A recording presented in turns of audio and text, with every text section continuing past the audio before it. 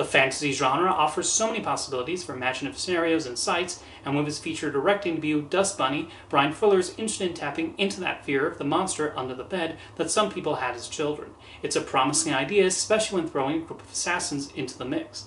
However, the execution falls flat, as this becomes a surprisingly talky affair, and what the characters are saying is not particularly interesting. Fuller's visual style does somewhat bring something to the table, but that's not enough to make the story and the people we're following more compelling. Fuller cited Amélie as his favorite film of all time, and there's definitely a clear Jean-Pierre Jeunet influence here. He has put a lot of thought into the world presented, even though a large amount of screen time is spent in this apartment building. Fuller makes particularly good use of the rooms in Aurora's apartment and the way the monster moves under the floorboards. As underdeveloped as she is, Aurora does become a sympathetic character as her parents get gobbled up, and she recruits Mads Mikkelsen's hitman to deal with the monster.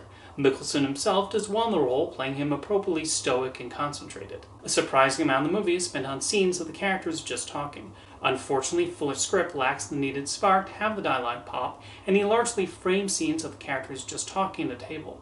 The monotonous discussions about how to deal with this monster and the other problems that arise eventually turn Dust Bunny into a disappointingly tedious experience at times.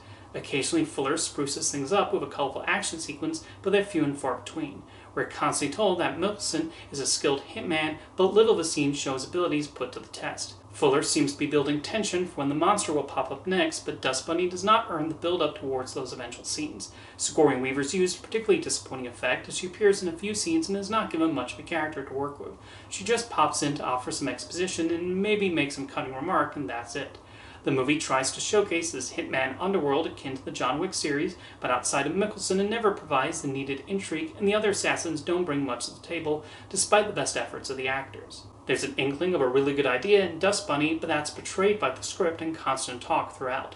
The conversations drone on with little interesting to say, and we're largely left with the colorful production design and the clever visual effects to sustain interest. Even the relationship that grows between Aurora and this hitman is fairly standard, and the usual dynamic of an aging loner getting to know a child seeking his aid. We don't even see the full capabilities of this monster a lot of the time, so what could have been a fun imaginative concept ends up disappointingly tedious.